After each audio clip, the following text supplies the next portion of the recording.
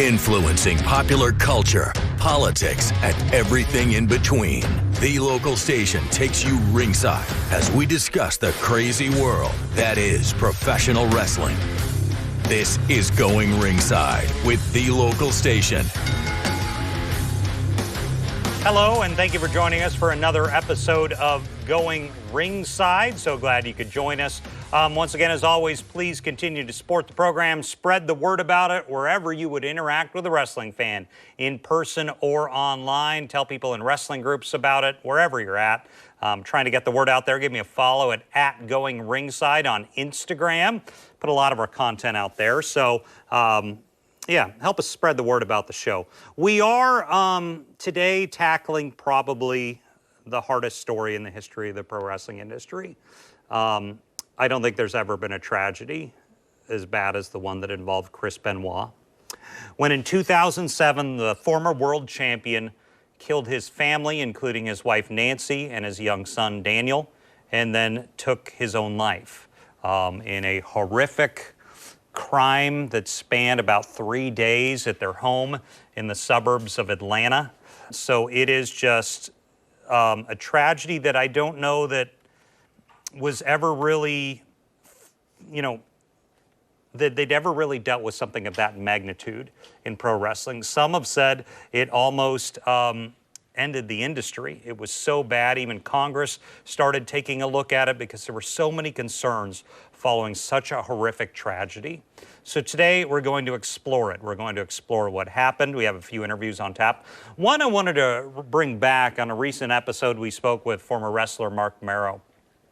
And one of the things he talked about was speaking out. He was one of the most public critics of WWE following this tragedy when it was on all the news networks, and it was really the story of the week as the nation just came to grips with this horror that had happened. And we hear from Mark Mero, who spoke out and says he helped push for change in the industry to make it a safer industry where there was less of a possibility of things like CTE or drug abuse in the industry. WWE had to respond. It was just a mess for what happened, that just no one could believe anything as horrible as that would happen for a man who they had known for many, many years. We're also going to be talking to a forensic psychologist, Dr. Stephen Bloomfield. I've worked with him many times. He's often called to be to testify in murder trials, has interviewed several killers in his time. I've been in the courtroom many times when I've covered as a journalist murder trials, and he's looked at things like killers and their motivations. He didn't know wrestling, but he analyzed this case with me, and we talked to him about that a little later on in the show, and the changes that have come in WWE. How they responded the night it happened, because they learned about this in the hours going into a Raw taping on a Monday night, didn't realize that Chris Benoit was the killer here. And then a lot of changes with respect to CTE and substance abuse in the industry. We're going to analyze that. So I kind of wanted to start this podcast by talking about who Chris and Nancy Benoit were, and of course their son Daniel, who was only 7 years old at the time of his death. Chris Benoit, a lot of people know his story. He's from Canada, the Calgary area. He started in the mid-1980s training in Calgary in Stampede Wrestling. Stampede Wrestling was the Hart family territory. Bret and Owen Hart's father, Stu Hart, ran the territory up there, and Chris kind of got in the business there. People have said his idol in life growing up was Dynamite Kid, who was part of the British Bulldogs, and Dynamite Kid was often well known as a wrestler who was ahead of his time. Dynamite Kid was kind of ahead of his time for how just talented of a performer in ring he was compared to many other wrestlers of that time frame in the 1980s. And Chris Benoit patterned a lot of his style after Dynamite Kid, and so he trains with the Hart family in Stampede Wrestling. There were talk that he would train in the Hart family dungeon, which was like the basement where a lot of wrestlers said they would train and get stretched, as they call it, and learn the kind of the tricks of the trade from Stu Hart and the Hart family, and he learned in Stampede Wrestling. And Chris Benoit, and this is important, we're going to talk about it more as the podcast goes on, was not a big guy. Chris Benoit is, I think, an inch taller than me. He's 5'11", but he was muscular.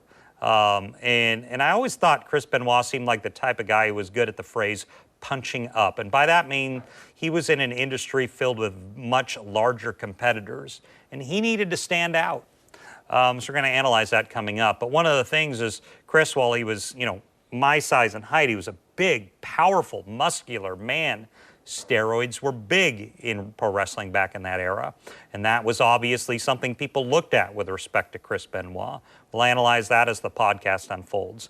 But he starts with Stampede in the mid-1980s, and then eventually I think he goes to Japan, learns there. He eventually goes in very early ECW, Extreme Championship Wrestling, and he has some early stints with WCW, World Championship Wrestling. Now, Chris Benoit, I've always thought there's kind of a few different styles of wrestling.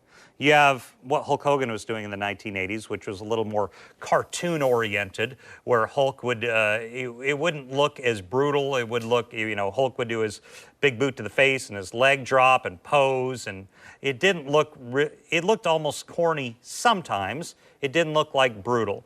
And then on the other side, you have the ECW guys like Mick Foley, just barbed wire matches with 2x4s and going into flaming tables, just crazy, crazy stuff that drew its own debate on whether or not it was good, and obviously could cause severe injuries.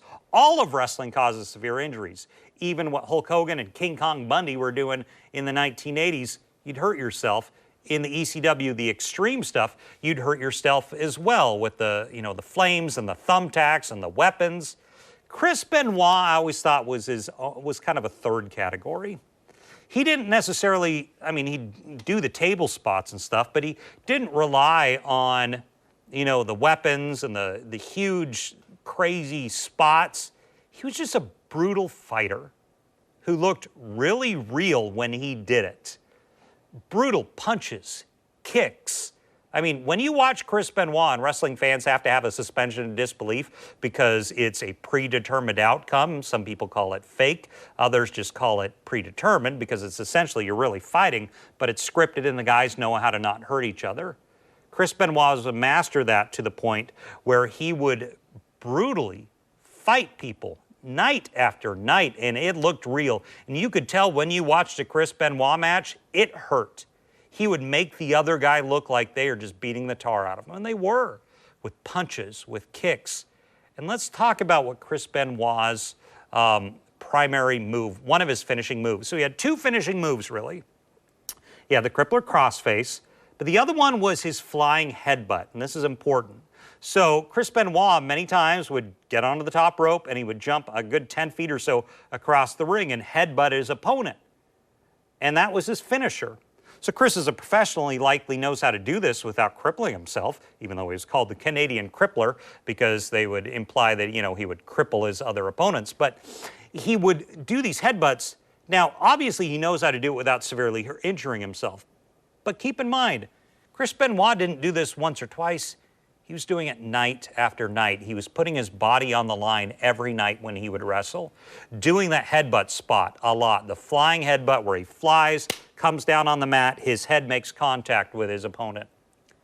You do that every night for years and years, probably starts to take a toll. And I've seen some interviews where people would talk about how many concussions they'd had in wrestling. One of the quotes I saw in one of the documentaries that's been done on this, I know Dark Side of the Ring has done one. Chris Jericho on his Talk is Jericho podcast had a lengthy interview with Chris Benoit's sister in 2016. There's other podcasts out there and other documentaries out there, but I've heard it said that Chris Benoit didn't know how many concussions he'd had. He'd had a lot. Chris Nowinski is a former wrestler turned a neuroscientist, and he's been one of the outspoken critics and one of the people at the forefront of analyzing CTE to see, and he had talked to Chris Benoit about this. So we'll talk a little more about that a little later on in the podcast. But you can get an idea of what Chris Benoit was doing as a performer. At the same time, his wife, Nancy, gets her start in the late 80s or so. in various wrestling promotions. I remember her first showing up in WCW in the late 80s with the Steiner brothers. She came in dressed as a nerd. That was her character, like a nerdy wrestling fan, even though she was a beautiful woman sitting in the front row of the matches. And eventually they would always put her on camera, and they brought her in to kind of be the Steiner brothers escort to the ring, really more with Rick Steiner. So that happens, and then eventually she gets rid of that gimmick and turns heel, becomes bad, and she takes on the character of woman. She was a woman, but her actual name on camera was Woman, and she would manage tag teams like Doom with Butch Reed and Ron Simmons. She was a good manager, just it seemed like an evil character, and that was her character. In real life, she had married Kevin Sullivan, who you probably know. Kevin Sullivan, a famous booker and a famous wrestler, and he would always kind of have his evil, dark gimmick, almost it seemed like satanic at times. And then he put together the Dungeon of Doom in WCW. He was like their evil leader. So Kevin Sullivan was a very well-known performer, and they got married. So Chris Benoit is coming up in WCW, and they know each other, very well. Nancy and Chris and Kevin Sullivan, they interacted a lot over the years. And Chris, he's so good at what he does and making it look so real, so brutal, that eventually Ric Flair recomprises the Four Horsemen and brings Chris Benoit in one of the Horsemen. Another guy who had a similar kind of style was Dean Malenko. Also shorter in stature, even shorter than Chris, but a man of 1,000 holds, as they'd call him. And Chris just seemed like the best of the best as far as the activity of actually physically wrestling in the ring. He could do anything.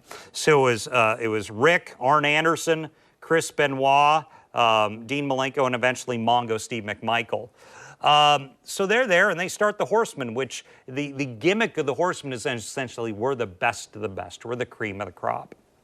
Nancy starts being one of their escorts, and this is before a lot of the females on camera were kind of hypersexualized in the late 90s. It was Miss Elizabeth, it was Nancy Benoit, and it was Deborah McMichael when she was still married to Mongo. And they would come and they would escort the Four Horsemen to the ring. Primarily, they were Rick's valets, and they would wear these elegant ball gowns and come to the ring and escort him down. So while this is happening, there was an interesting feud.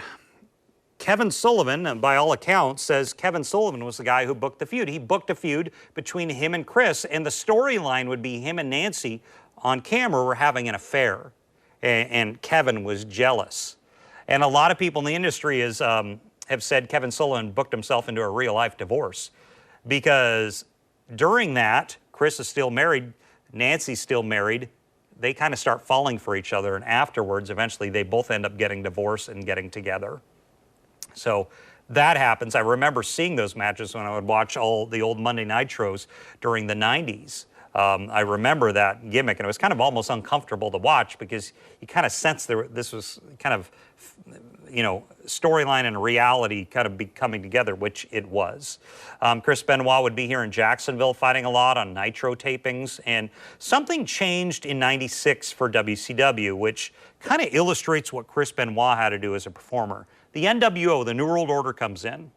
Consider who that is. Consider the size. I always thought it looked unfair when I would watch them on camera, because you had the Four Horsemen, which were maybe one of your primary heel groups, stables. You had Rick, he's maybe 6'1" or so. Arn, about the same. Then you have Chris, 5'11". Dean Malenko, shorter than that. Contrast that with the NWO. Hulk Hogan and Scott Hall are around 6'7". Kevin Nash, 6'10", 6'11". They bring in the Giant. He's 7 foot, 7'1". It just didn't seem fair. Why this is important, why I said Chris seemed to punch above his weight, is because despite all this, Chris would really go with his Rabid Wolverine moniker. That was his other nickname. Like, he just wouldn't give up. He would fight and fight and fight and fight until he couldn't fight anymore. And while WCW in the late 90s really seemed rigged, like the mid-card guys like a Chris Benoit and Eddie Guerrero, Perry Saturn, they couldn't really get a leg up because it was always Hulk Hogan and his friends. Like Hall and Nash would always get the top booking. And these guys just couldn't make it. When I remember watching Chris Benoit's match, like if Chris Benoit wins against Kevin Nash, you'd know Nash is probably going to win. But you'd think that Chris Benoit guy is going to give him the fight of his life, because he really appeared like he would just fight, and he would be brutal out there in the ring. And that was kind of how Chris Benoit was eventually able to take being a mid-carder with a top shelf. He couldn't go any higher in WCW. He kept pushing, and eventually he was made world champion. So unlike guys like, I think, Eddie Guerrero, who's one of his best friends in the business, Eddie could only get so far in the industry. Same with Malenko. But Benoit got the world title while he was still in WCW. That's impressive. And then eventually, famously, he, Eddie, Malenko, and Perry Saturn all jumped ship. They call themselves the Radicals around the end of the century, around 2000 or so, and they go to WWE. And he goes to WWE. At this point, Nancy has left wrestling. They have their son Daniel around the year 2000. And they get married and moved to Northwest Atlanta, where their family home was. Chris, at this point, is approaching the peak of his career. Chris and Eddie, really, more than Dean and Perry Saturn, got great pushes. They were world champions. Chris Benoit, the peak of his career was really when he beat Triple H for the World Heavyweight Championship as a main event at WrestleMania. That was literally the peak of the industry at that point. Chris Benoit was a champion. So Benoit does this through making sure he has this huge muscular frame, even though he's not as tall as the other guys, and fighting nonstop. And that means taking a lot of punishment to his body over the years. There was talk that he had done steroids, but eventually stopped doing steroids. We're going to get to that a little bit, but he had a doctor prescribing him because, and I learned this when I was researching, I didn't know, when you get off steroids, you have to supplement your testosterone, and he was on some sort of testosterone under doctor's care medications. That's important. We're going to talk about that a little later on. So Chris Benoit does this, and he's really at the peak of his game. But there was something happening in this industry that I think is important. If you've followed wrestling for any number of years, particularly prior to the Benoit murder-suicide, you know tragically, a lot of wrestlers were dying young. You had Owen Hart famously fell to his death when a harness snapped at 1999 pay-per-view. That was a controversy. That was a tragic, I guess, accident. It was horrible what happened to Owen Hart. But beyond that, there were a lot of guys who were dying, but it wasn't because of freak accidents. It was drug overdoses. There were suicides. There was, heart attacks, maybe related to previous drug use. Here's just a list of some of the guys in just the years before, male and female, in just the years before the Benoit incident had died. And there's more. I'm just naming a few. Hawk, Mr. Perfect Kurt Hennig, Eddie Guerrero, Big Boss Man, Johnny Grunge used to be with Public Enemy. Miss Elizabeth died. Sherry Martel died. Mark Curtis, he was a referee who was close with Benoit, real name of Brian Hildebrand. And then you got other guys, passing away. Randy Savage passed away at some point. Test, Andrew Martin passed away. A lot of these guys, not all of them, but a lot of them were very close with Benoit when they died. Imagine having friend after friend after friend after friend, or coworker, colleague, dying young, unexpectedly. Probably was difficult, and it was probably difficult on Nancy as well. She was close with Miss Elizabeth or Sherry Martel, by all accounts. So you have that going on in your life. And so Chris is still with WWE. He's actively performing. Nancy Benoit and their young son, Daniel, live at the home in Northwest, not far from Atlanta in Georgia. And there are a lot of documentation out there in all the different documentaries that have been done, and you can search online, that Chris and Nancy were having a lot of marital issues. They were having a lot of marital issues in the years going into this. So Dark Side of the Ring did a really good interview when they did their Benoit tragedy, and they interview Chavo Guerrero. And Chavo Guerrero talks about he and Chris were supposed to travel together to the next event, and he starts getting odd phone calls and texts from Chris that don't make a lot of sense. Scott Armstrong, who was a referee at the time, who's also close with Chris, gets the exact same messages from not only Chris's phone, from Nancy's phone, and they think something is wrong. So Chavo goes to the event and he tells Johnny Ace, John Laurinaitis, who is the head of talent relations at that point, about what's gone on. He's like, why did you not tell anyone? So this goes up the chain of command at WWE. They're like, something's wrong. And keep in mind, this is not far, and I mentioned the other deaths, but let's specifically focus on Eddie Guerrero. In the years prior to what happened to Benoit, Eddie Guerrero, probably Chris Benoit's best friend in the industry, if not close to it, died. And there's a lot of talk that it really hurt Chris bad, that his best friend in the business had died. So obviously the industry is probably on edge about, their talent passing away. And maybe some people had concerns about Chris or not. But it goes up the chain of command, and Vince McMahon calls in a welfare check to authorities in their area outside of Atlanta. And in the Dark Side of the Ring documentary, you see they talk to the old shift manager with the police agency there, went on the welfare check, was assuming it was a normal welfare check, maybe there's alcohol or something, and he was just not going to work.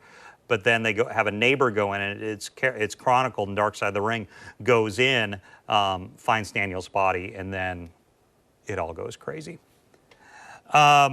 So I want to start with talking about how WWE responded. So keep in mind, this is the hours going into Monday Night Raw. And they're probably getting bits and pieces of information from authorities. They learn Chris, Nancy, and Daniel had died. They had passed away. And Vince calls all the talent in and tells them the horrific news that their beloved coworker Chris and Nancy, who many knew, and this is a very close, tight-knit industry, probably many knew Daniel as well, had all died. Vicky Guerrero was interviewed in that. She was obviously a recent widow because Eddie had died not too long before that. It was horrific for the industry. Then controversy on the WWE side starts, but it's a controversy. Having worked in the media for 25 years, I understand. I've covered many stories where it's a breaking news situation, and many involve death and suicide. And I will say, as a journalist, and I've been on the scenes of multiple murder-suicides, they are always the hardest cases to cover as a journalist because there is no justice there, because the killer is also dead, and it's just horrific for everyone involved. And it's usually a domestic situation many times, and it just hurts the family and everyone who knew them so much because there's no sense of justice or closure, because you're horrified at the murder, you're horrified at the suicide, and you ask yourself, could anything have been done? It's always very difficult as a journalist to go into that situation. Same with police. So they don't have a lot of information to work with, and I've dealt with this situation many times in breaking news scenes, which are major breaking news scenes in the industry. We have to put them on because it's out there. We have a duty to get people their information, and it's a difficult dance. Do you put the information out? How much do you put out? You may not have all the facts, and detectives may not have all the facts. Consider what had to happen when detectives went into this crime scene. This is a crime scene that spanned over 3 days. They have 3 bodies. They have to determine 3 causes of death. They have to stop. They have to get homicide detectives in there to take over the investigation, because the first officer who arrived probably has to call it in, get back up. It is a process. It does not happen immediately. And this is in the hours before Raw's going on the air. And so what we do as media organizations, and I've worked with, we, put out what we can and put out more information, trying not to put too much out, even though if we hear tips or rumors, we need to put out what police can confirm, particularly in homicide cases. It's kind of what WWE was going through at the time. So WWE gets this. they cancel the show. I mean, everyone's horrified. You can't have a show. And it's going out. Social media's out there already. It's probably starting to circulate that a high-profile celebrity is dead and his family is dead. It probably starts with Atlanta news stations, and then it quickly moves on to your network news that a high-profile personality in the media, Chris Benoit, is dead, and eventually it probably starts going on the news network. So WWE, where everyone's going to be looking, has to figure out, how are we going to respond to this? So they go on air, and they essentially cancel the show. It was kind of similar to when Eddie Guerrero passed away and when Owen Hart passed away. The show is kind of canceled, and it just becomes a memorial to their performer. So you essentially, I don't even think they had any matches. It was just almost a memorial show to Chris Benoit for a few hours. All the wrestlers spoke. I think Vince spoke. But there was a problem, because as the hours are going by, they're getting details. And you have to imagine it's not just from news reports or police.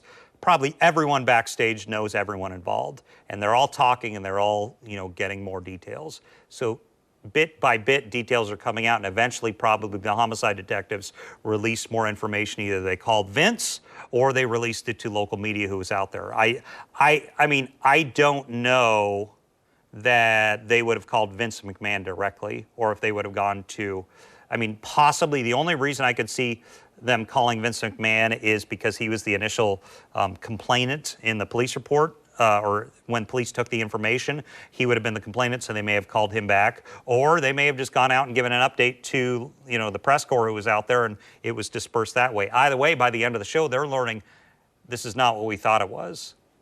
This is not a tragic loss of one of our performers and his family. Chris Benoit is a killer, and it appears at this point like he killed his family.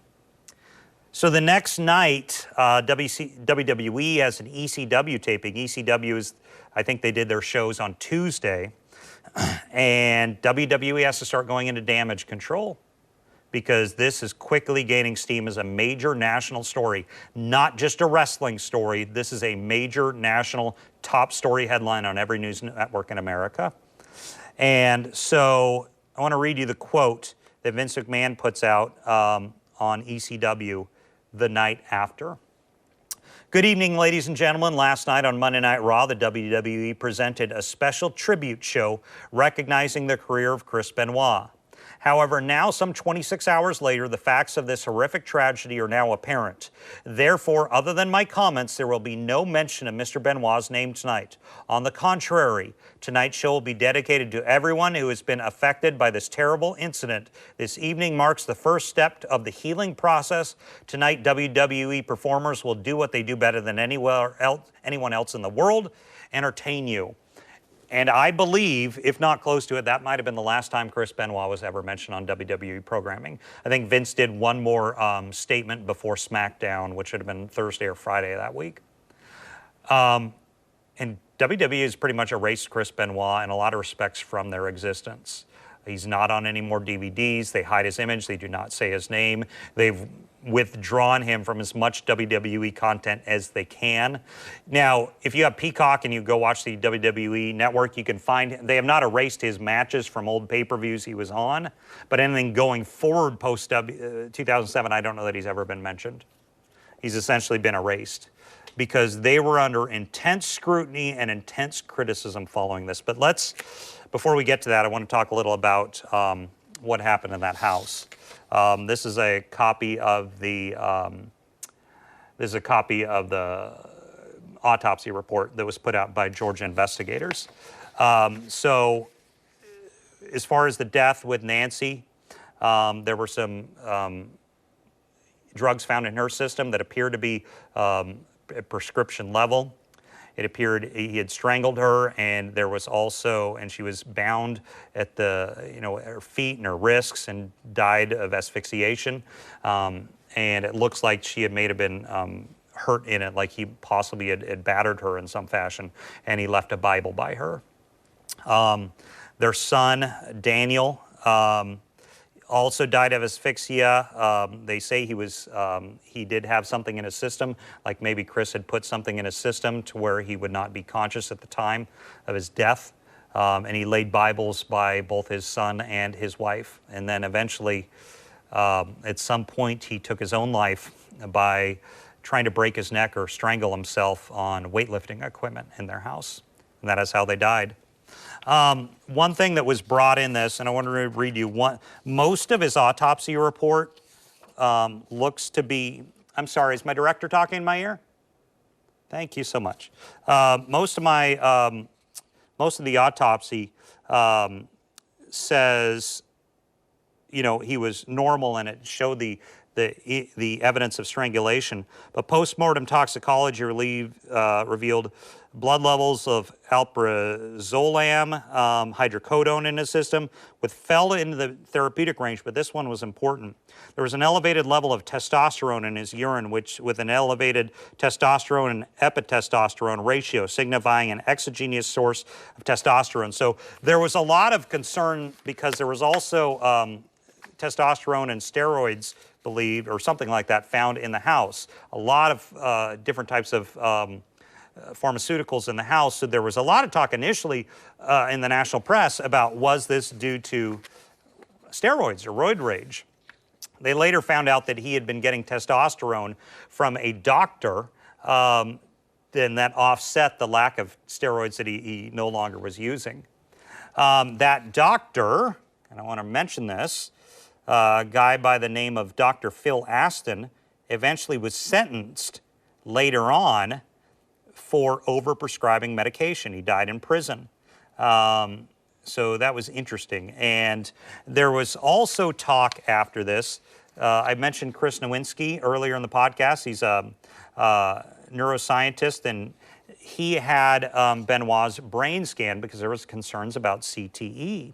And I want to read you a quote here from the Sports Legacy Institute that he worked with. This is a quote that I got out of Science Daily. When the Sports Legacy Institute approached Michael Benoit, who is Chris's father, about testing Chris's brain as part of the Sports Legacy Project, our goal was to determine if there was evidence of CTE caused by repeated trauma to the head sustained during Chris Benoit's career. We have now confirmed multiple concussions are part of his medical history, along with clinical symptoms associated with CTE. Because my SLI colleagues and I have found evidence of CTE in the brains of 4 former professional football players, we felt an examination of Chris Benoit's brain may bring awareness to CTE's existence outside of boxers and football players. The findings of the CTE in Chris Benoit suggest that there may be a common syndrome among athletes who suffer multiple head injuries in contact sports. There's also talk that he had the brain of an elderly dementia patient. That was a concern. WWE pushed back against this because they were in damage control mode. This is from a statement from WWE lawyers. While this is new emerging science, the WWE is unaware of the veracity of any of these tests. This was given to ESPN, be it for Chris Benoit or Andrew Martin, who was tested. Dr. Omalu claims that Mr. Benoit had a brain that resembled an 85-year-old with Alzheimer's, which would lead to one to ponder how Mr. Benoit could have found his way to an airport, let alone being able to remember all the moves and information that is required to perform in the ring. So there was a lot of debate about drug use, drug abuse with Benoit, with the industry, steroid possible usage. Was WWE's recent wellness policy they had instituted good enough? It was on every network. It was all over the place. There's also concerns about CTE. I want to start with the drug use issues. One of the people to speak out about this, because I remember watching this, all the cable networks when this came out, I saw Kevin Nash. I saw the Ultimate Warrior on there. I think I may have seen Road Warrior Animal, but the guy who I remember the most was Mark Mero. Mark Mero was at the forefront of coming out and speaking up against WWE. Some people, disagree with his take on it, but he was very visible. First, I want to hear, and we talked to Mark Mero about this in a recent episode of Going Ringside. First, I want to show you a clip from Mark Mero talking about the injuries that wrestlers get and how difficult it is to be a pro wrestler, beating your body up every night. Here's our first clip with Mark Mero. I very seldom ever got hurt in boxing, football, hockey, and I've had now 14 surgeries from wrestling. So, I mean, the thing is like, for example, in the NFL, that they go to the Super Bowl, and then after the Super Bowl, they're off for 5 or 6 months. In professional wrestling, we have our Super Bowl is WrestleMania. We're at Monday Night Raw the next night. Yeah. So your body never really gets time to fully heal.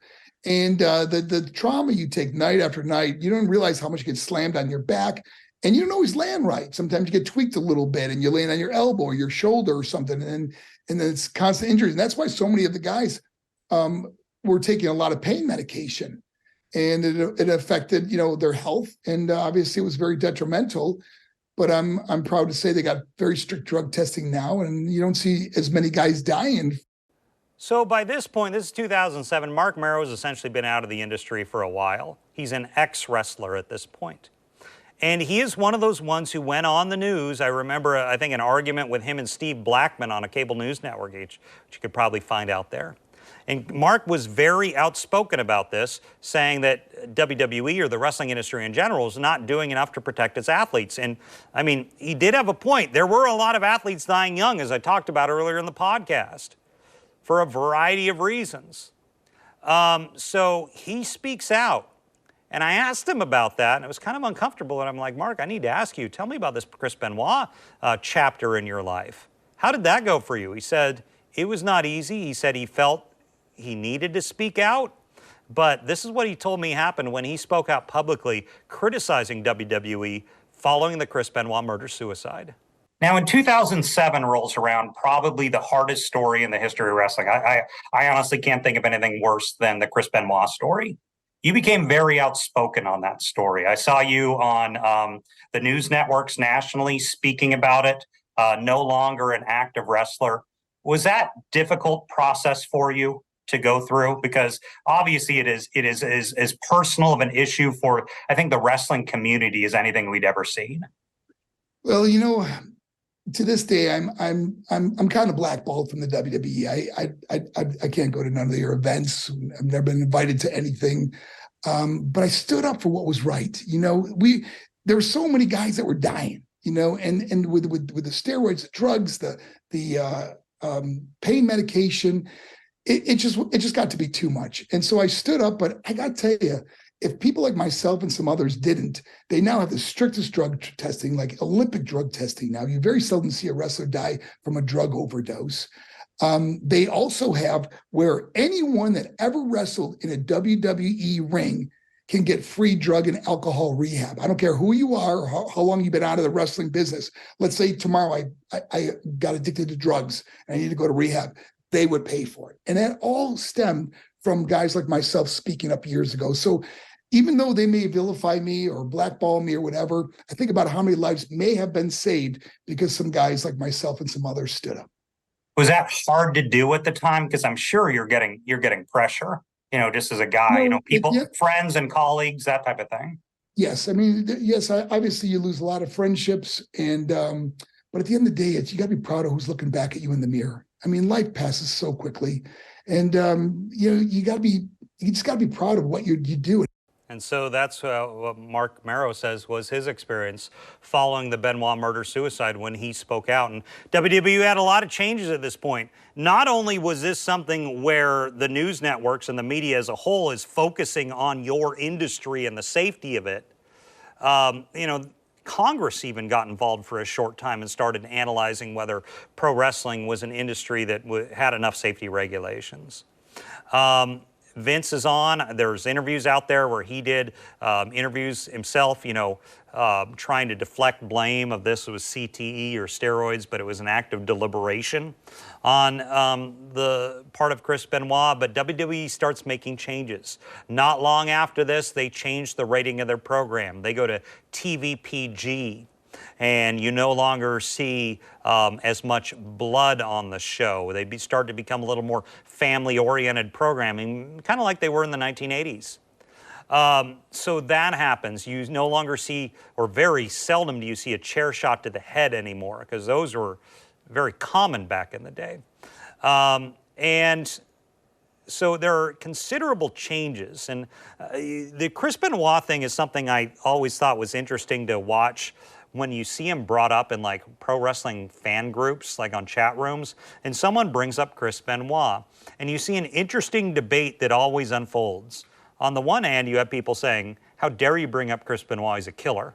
And on the other hand, people say, well, he was such a good performer, we can't forget that. And that happens, that's out there a lot when you see people bring up Chris Benoit. There was never really a good definitive cause, and everyone looked for one, from the toxicology and whether or not drugs played a role, but also the CTE and what was going on with his brain. So I talked to Dr. Stephen Bloomfield. He's a forensic psychologist, as I said early in the show. He has testified in many murder trials. He's not a wrestling guy, but he knows the psychopathy of killers. He's interviewed many killers. I've been in the courtroom with him many times when he's testified in murder trials I've covered.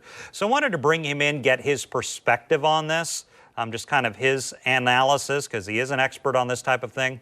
And here's what we got from Dr. Stephen Bloomfield, a forensic psychologist, on this issue with respect primarily to Benoit's brain. Well, we are joined now by Dr. Stephen Bloomfield on this issue of the Benoit murder and really the investigation of this murder-suicide case. Dr. Bloomfield, thanks for joining us. Tell our viewers a little about your background, and you've been in a lot of murder trials over the years. Yes, I have. I'm a forensic psychologist. Forensic psychology is a part of clinical psychology that deals with people involved in the legal system. I've been involved in lots of first-degree murder cases. I just testified last week in the St. John's case of a juvenile who was charged not with first-degree murder, but with murder. I've done interviewed more than 100 people who have committed murder. I've spent a good deal amount of time before the COVID on death row interviewing people, and so that's the top end, the hardest part of my practice. I interviewed lots of people for different reasons who are involved in the legal system, but murder is the most difficult, and juveniles who murder are the most difficult. Well, in this case of Mr. Benoit, the reports are it was this murder-suicide happened over a weekend period, roughly a 3-day period. He killed his wife, killed his young son, possibly had drugged his young son beforehand, for some of the reports, and then eventually committed suicide by hanging. Right. After this all came out, because of what he did for a living, there was a lot of questions about brain damage, and some of the scans that had been come out that he had possibly early signs of dementia, possibly the brain, the equivalent of an elderly person. Can we take anything away from this? This was an unusual case with the amount of damage to his brain. Well, it's gotten a lot more attention lately because of the NFL. What was his name? Hernandez, who committed the murder in Massachusetts. And then people go back in their lives and see how much head injury they have. So head injuries generally, not 100% of the time, but a serious head injury or multiple head injuries create not only brain dysfunction that mimics or looks like dementia, which really just means that the brain itself is deformed and contracted, but also creates incredible personality change. So the brain is the seat of everything, and it including cognitive things, but also including personality. And we talk a lot in my work. I talk a lot about how the brain is developed, particularly when I'm working or talking about an adolescent or someone has a resentencing because they were sentenced as an adolescent and now come back. But the brain develops from the back to the front, the sides. The front of the brain is the prefrontal lobes, cortex, and that's the executive functioning. That's the part that allows us to make rational decisions and rational choices. And so when you have someone who's consistently hit in the head, particularly in the front, some of the tapes of Mr. Benoit, you see him diving off the side. Dive, and then he would use his head to hit another performer. That's right. Right, and that was his thing. That's what he was known for. But those many hits damage the frontal lobe system, executive functioning, and so the brain starts operating in different systems. The limbic system, which is more emotional. So the people with that kind of brain injury start operating less rationally and not psychotically, but less concerns with decision making, poor decision making, and they operate more emotionally. So you have a man in a profession that is certainly an aggressive profession. Yes. Whether it's violent or not, that's some. I'll leave that to somebody else. But yeah. But then you have. But the blows to the head are real. I mean, real. That eventually, that cracking on the skull night after night eventually takes its toll. Exactly. It's people talk about professional wrestling, what it is, and MMA and all of that, but. Yeah, the blows to the head. If you watch tapes, there's some tapes of him wrestling on YouTube. Yeah. And so if you watch tapes of him, you see that he hits his head a lot, and his head is hit. I think I saw a tape too where a couple of times he's been hitting the head with a steel chair or out of the ring. Yeah. And so you have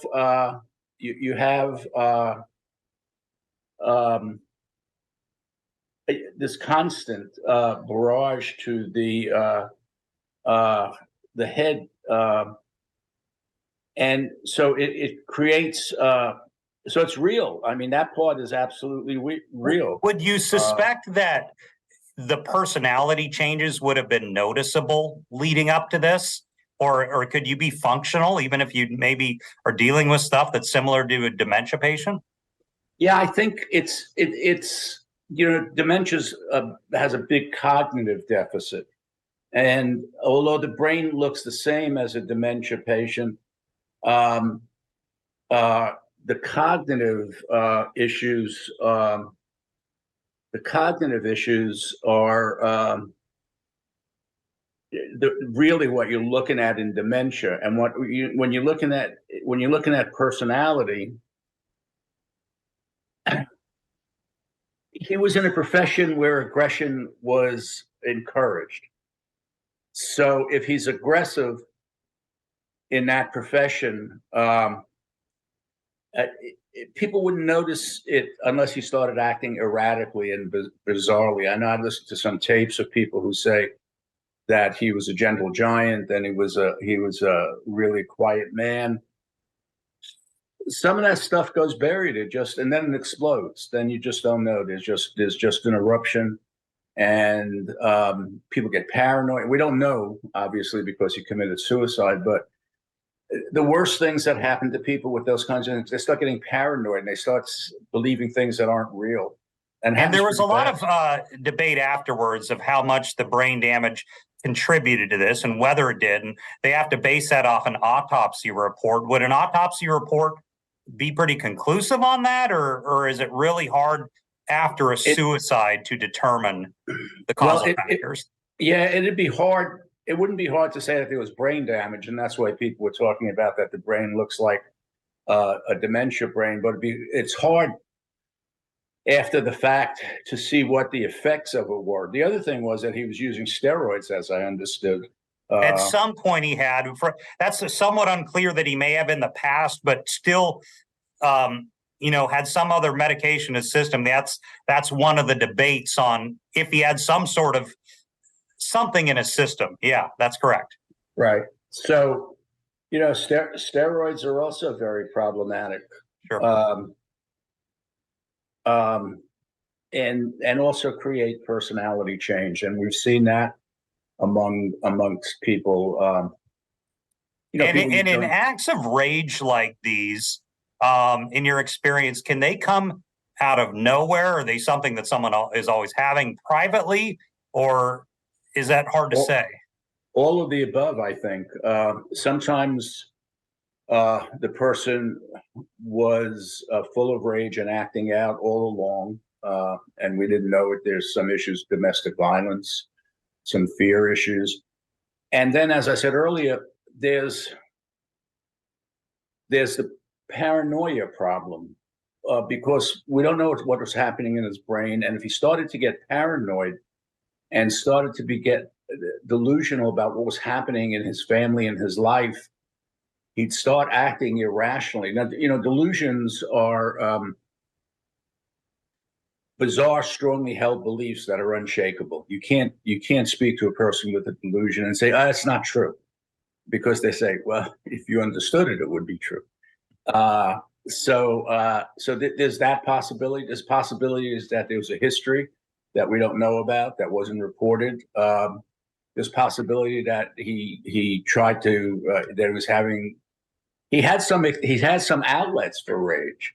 I mean, his wrestling style was different than other wrestlers. I mean, he was very intense and brutal. Yeah, there was a clip in one YouTube video where he made a mistake in the choreography, and he kicked a guy in the head, and the guy found him in the back in a training room doing squats and said, "What are you doing? What are you doing?" He said, "I have to do like 100 squats because I made a mistake. I never should have done it, or 500 squats or something like that." So yeah, he was obsessive about his ability, and plus he's in a profession where, one of the critiques of football. I mean, I'm a football fan, but one of the critiques of football is young men are encouraged to be, aggressive, hit. When I was in high school, which is a long time ago, but when I was in high school, I played football. Not well, but I played. Mm-hmm. And I remember the coach saying, "Nothing starts until that first hit. So go get hit." Yeah, yeah. It's encouraged. Well, Dr. Bloomfield, thank you so much for the insights on this. Just a tragic story, and it is. We really appreciate you being able to help us out here and understanding a little more on brain and the psychology here. Thank you, Dr. Bloomfield. Thank you. So one thing in going over that and the autopsy report and what the brain scans were is there's been debate for, I guess, 16 years now, but there's never really been a definitive answer. It is something that we may never know the full answer to it, but it certainly is the thing that affected the industry unlike anything else, and really chilled the industry because it was definitely real life and death. And I just want to give you, if you want to get more information on the Benoit tragedy, a few places that I looked at that I think are good. Chris Jericho. Jericho was close with Benoit for a number of years. He has his Talk as Jericho podcast. So episode 259, there is Nancy Benoit's sister talking in depth about this. Episode 11, looks like he talks to Chavo Guerrero about the final days about it. Those are worth it. Dark Side of the Ring has done a lengthy documentary on this. There's other documentaries out there on YouTube you can find pretty easily. So keep that in mind. But it is the tragedy unlike anything we'd ever seen. We had seen the Owen Hart, obviously another huge tragedy for the industry. But you do notice, as Mark Mero said earlier, fewer wrestlers are dying young, which is a positive out of it, but it is not totally gone. While we were doing this podcast, I got information, and this is some sad breaking news, on the death of an ex-WWE wrestler, Sarah Lee. Fox News is reporting the day of this recording, she was on the Tough Enough, performed in NXT for a while, died by a suicide of lethal cocktail of alcohol and pills. That's according to reports outside of Bexar County, Texas, the medical examiner's office.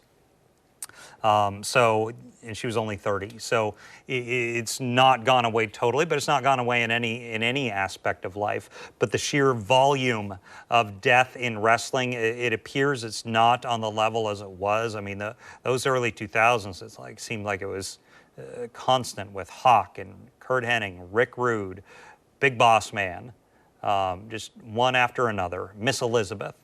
So this was our venture into maybe the saddest episode we'll ever do, and that is the murder-suicide of Chris Benoit and his wife Nancy and their son Daniel. So I appreciate you sticking with us throughout this. I'm glad you could join us and get us next time on Going Ringside.